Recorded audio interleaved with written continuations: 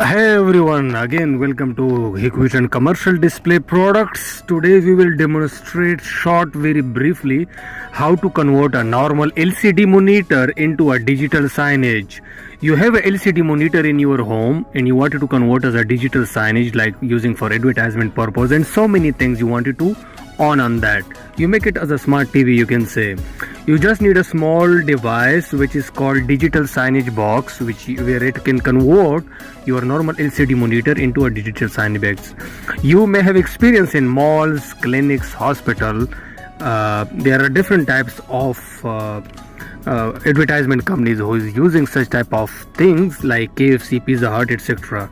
So it's just a small box having HDMI ports towards the LCD monitor and network LAN cable you can connect. That's it. Kindly stay with us for more videos and like, share and subscribe our channel to bring happiness.